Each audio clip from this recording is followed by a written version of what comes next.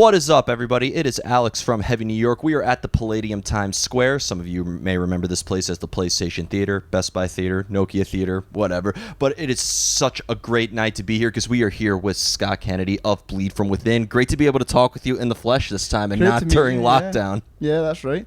Every time we release an album, we always have to do loads of these interviews, and I remember during that time of COVID just doing them on Zoom all the time, and it was well annoying. Yeah, and we couldn't see each other's faces either. It was quite a strange time. You never know when somebody's like done talking or anything like that. So it's great to be able to talk with you now. The last time we spoke, we were promoting the release of Fracture, but now we got Shrine out now.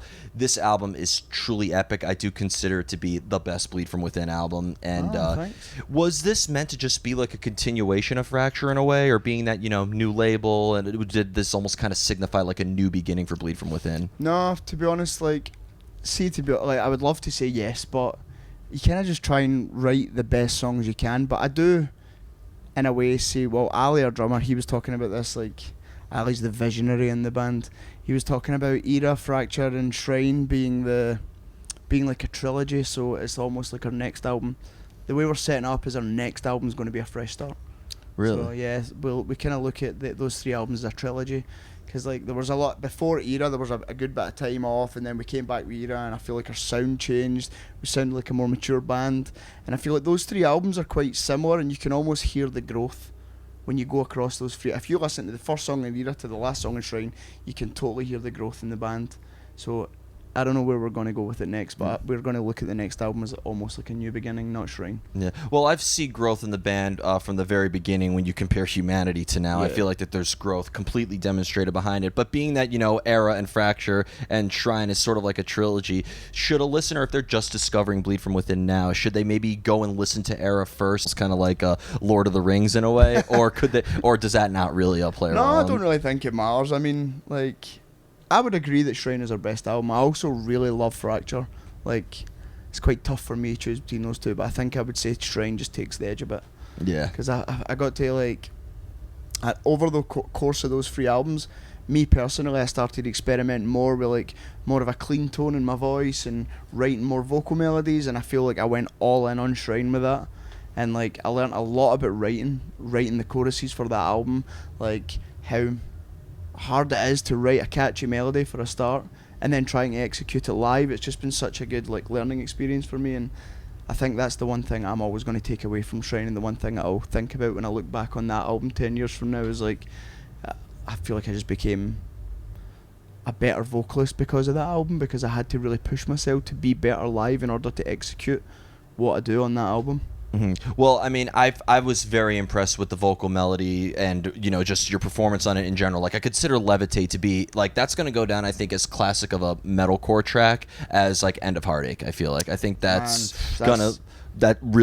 just how beautiful of a track it is. But when you look at a track like Sky, or a track like Sovereign, or a track like Paradise even, every album really, or song rather, has its own unique emotion and vibe behind it. Is every song more or less representative of a feeling that you were having at that time in a way? Or is music, or especially with this sort of trilogy concept, is this meant to sort of like be a distant, like distancing yourself from your own personal point of view? See, to be honest, like, I wouldn't say. First of all, thanks very much. That's the best compliment anyone has ever given me, or given our band. Like, thank you. Those Kill Switch songs are timeless to me. Like, they're just timeless in general. That album is defining for us as a band. So to hear you say that is a massive compliment. So thanks very much. Of course. But I think, like, going back to what you were saying at the end, that doesn't really come from me. That comes more from like Craig and Stephen. When they're writing the songs, they try to make every song unique in its own way. And when I listen to the song, that's when the emotion sparks in me. Like, if they wrote the same song 10 times, I would probably write the same vocals 10 times. But when I heard the song, like for example Paradise, I heard this really dark melody, and almost I knew I had to write something quite heartfelt and quite emotional when I heard that song, whereas if I didn't hear that song, I would not have done that. So I feel like that initial like spark comes from the writers in the band, like Gunsy and Stephen, because it all starts from the guitars in our band. Well, I know this is sort of like a big what if question, but like, do you think that maybe the inspiration or the idea will spark differently depending on where you're listening to it too? Like maybe if you first listen to a demo on public transportation versus listening to it like alone in your house, or maybe you're listening to a demo the first time while you're working out or while you're cooking. Do you think that could maybe impact on how you would write according to that? I don't really know actually, because I never really write in those environments. I'm very easily distracted as a person. Like if I'm sitting trying to work and all the guys are sitting having a beer and I've got a deadline to meet for work, there's no way I'm meeting that deadline. If everyone's having a good time, I need to be there. So whenever I'm writing songs, I need to be on my own, and I'm always pretty much in the same environment, and it's alone in my house, in my room, just writing. I can't be in a busy environment. Like we did write once on the Fracture album. We went out to this cabin, and Gunsy was at the Netherlands, and there was like a really it was just like the surrounding area was just beautiful, and there was like a lake, the sun was shining, there was like ducks in the water and stuff, and I was listening. It was a song Into Nothing I was listening to, and it was this heavy riff, and I'm sitting trying to write it, and everything just looks beautiful, and I was like, this is not the environment that I need to be writing this song in. So I just I feel like I just work better when I'm alone in my house. Being that, like, because, you know, to me, one of the most integral sounds of Bleed From Within is the many different vocal styles and the way that you're all able to sort of bring in your own unique element into it. Now, whenever a band tells me, like when I ask how the making of an album is and they say, oh, we all mutually came together and it was all agreements, I don't believe that, because you're in a band with 4 to 5 people, you're writing a dozen or so songs, there's going to be, you know, different feelings and different emotions present throughout it. So, but when it comes to the singing together aspect of it, do both of you kind of need to be in the same headspace in order to like express the same emotion and the same meaning in a way, or could maybe being in different headspaces actually help the song? It's actually me and Ali that write all the vocals, although Stephen does, like, no question, Stephen does have ideas. Like when we're in the studio, most of the time I'll write a song or Ali will write a song, and then it's when I take it into the studio to start recording, that's when Stephen will be like, well, what if we do this and do that here? But I think the addition of Stephen's voice on top of the sort of pitched vocals that I do, I love the way it gels together. So I'm not taking anything away from Stephen there. Has been such a good addition to me as a vocalist and like my growth as a vocalist. But yeah, what was the question again? If you all needed to be in the same headspace to no, right, but you answered it perfectly. No, I don't think so. Like we all definitely bring our own thing to the table. Like as I say, like very, very, very rarely anyone else in the band will write a guitar riff apart from Gunsy and Stephen. I think Ali's come up with a few ideas, but other than that, no. And then it's me and Ali that write all the vocals.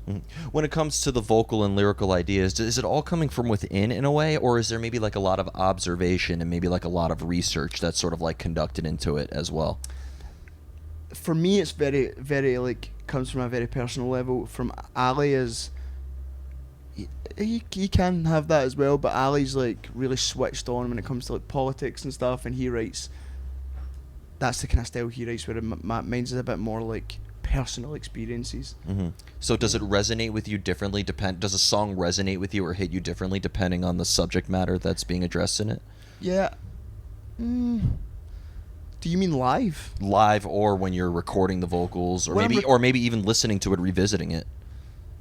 Listening to it definitely more so, but live it's more, I don't know, like I don't really like the song Levitate. It's a very, very, very personal song to me, and when I was writing the song it made me quite emotional, but like when I play it live I'm not thinking about that because I'm focusing so much in performing the song that I don't really connect with it on that emotional level live. I'm more just trying to like focus on the crowd and focus on the song and put on a show. And yeah, I think when people say like they really connect with the song live, I don't know if they're being genuine. Yeah. Who am I to say that? I don't know. It's because I would rather focus more on putting on a show for the people that stand in front of me. Like, but sometimes in the studio you can though, because it's really fresh and new. But when you've played it 100 times, you know, it's different.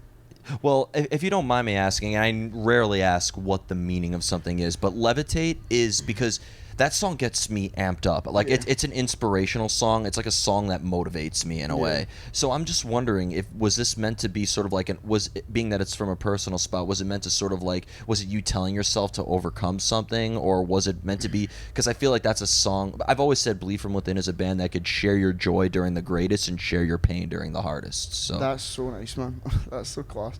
Levitate is about my grandmother was like my best friend, and when maybe like 8 months before she passed away, she got dementia, and it just rapidly declined, and it was just about basically watching her go through that and trying to understand it myself, when it's not something I was very clued up on or experienced much in the past. And because I was pretty much there for her most of the time, it was just, I was thrown into this situation with it, understanding nothing about it and just trying to navigate through it, and obviously see a person you love just become lost. And that's what the song's about, basically. And if I'm not asking too personal of a question, that maybe fine. help bring closure to that pain in a way, or like it did actually, yeah. Like that's the one amazing thing about being in a band and playing music. Like you get to not bottle all these things up inside. You get to like get them out there and then get them on paper and put them to a song, and it almost like keeps, like, if someone passes away, you can 10 years down the line, you can just, like, when the pain slowly fades away, you can just move on and be over it. Having that there sort of like almost feels like it keeps someone alive through that experience, you know what I mean? Of course. And you led me perfectly into the next question, actually, because obviously writing about something, whether it would be a tragedy or a personal struggle or a trial or tribulation, it's obviously very cathartic to write about it and brings a release. But there is also, I'd imagine, an art to confronting your demons or your tragedies in a way. So does the songwriting process maybe become just as deteriorating or as traumatic as it can be cathartic in a way when you have to address a personal struggle? Yeah, it can be like at the start, but again, just like everything in time, that fades, and you can, like, it gets easier with time. But I feel like writing about stuff like that really helps me, like, deal with pain, to be honest with you. Like, yeah, it's, as you said, it's cathartic and it helps. It really does help me. Yeah. I'm kind of going real deep into asking this question, but fine.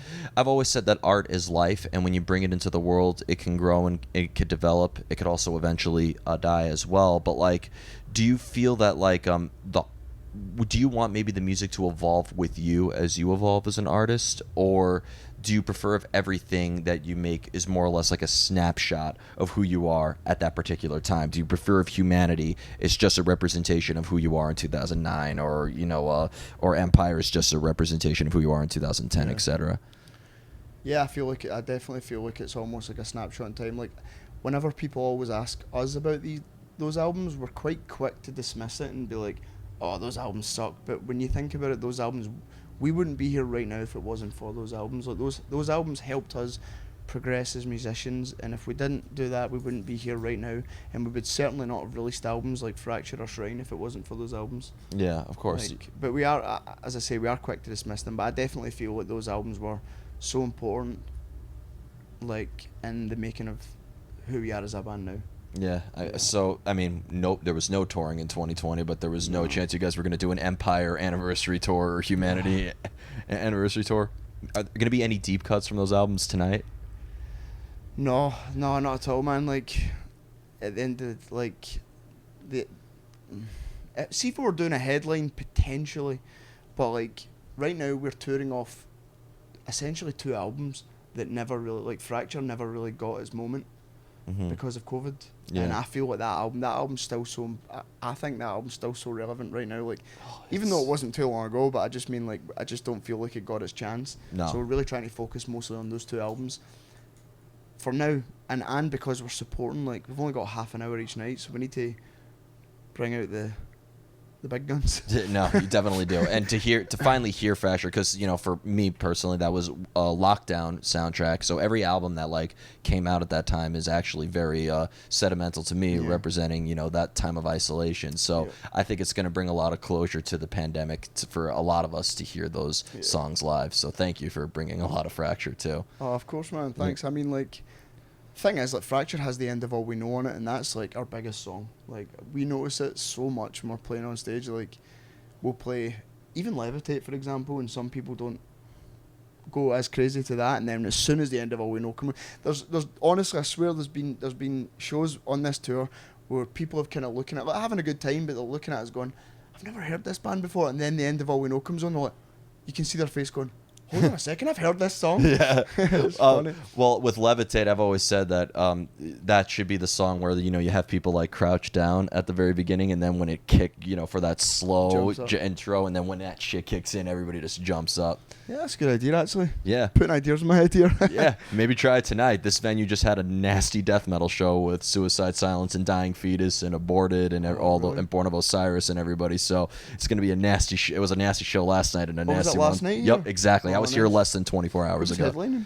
It was Suicide Silence. It was Suicide Silence, Dying Fetus, Born of Osiris, Aborted, Sang with Sugabog, Crown Magnetar, and Slay Squad. That many bands on the one show? Yeah, yeah. Oh. Doors were at like 3 o'clock in the afternoon Fuck yesterday, but it was awesome. We've toured with Suicide Silence and Dying Fetus before. Oh wow, that must have been a great fucking. It wasn't on the one tour. It was just two separate tours. Yeah. It was the Suicide Silence one was a long time ago. I think it was actually Mitch's last European tour. Yeah, I was least. talking with your tour manager about that tour actually. Yeah, Mitch was one of the first frontmen I saw live too. So, really? Oh yeah. man, he was honestly one of the sweetest people ever. Like, genuinely, such a tragedy, man. The guy was a total legend. Yeah, and the guys in Suicide Silence are all super nice guys. Yeah, Chris and Mark and Danny and everybody's just. We saw Garza on this tour. Like, oh really? Came out to the Anaheim show. Anaheim Goons. He came out to the Anaheim show. Yeah. Sorry, I'm just confirming everything. Cheater. But I have a few more questions for you. One is going back to the lyrics, because in the end, art is open to interpretation. Yep. Do you feel that, like, when a listener interprets it in their own way, that can maybe add another layer of meaning to the song as well? Yeah, I feel like that's, like, it's really true what people say when they say, like, when you're writing a song, it's yours. Once it's released, it's everyone else's, because people have the right to listen to. People have the right to their own opinions. See, when someone is listening to a song, like, they can totally, and they should totally, like, create their own interpretation of it, and, like, because it's their song at the end of the day. Like, once you release that, it's like, it's out there in the world, and people have, you know, like, when you're listening to a song, you want to listen to that song and enjoy it, and, like, have your own experience from it, and Yeah, absolutely. And again, like, I think that there's so many different vibes too. You would tackle like every emotion on that could touch the heart. So it feels like you have a song for every great and dire situation. Yeah. I feel like I try to do that a lot when I'm writing as well, is not be too obvious about what I'm writing about. I try and keep it sort of open so that people can sort of reach in and like make it their own. Metaphorical in that regard. Definitely, man. Yep.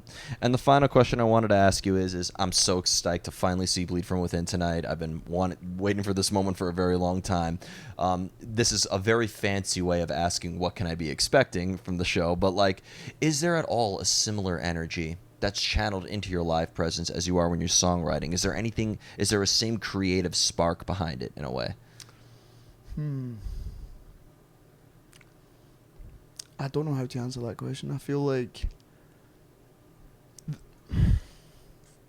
that's a good question. You've stumped me. You've stumped me, man.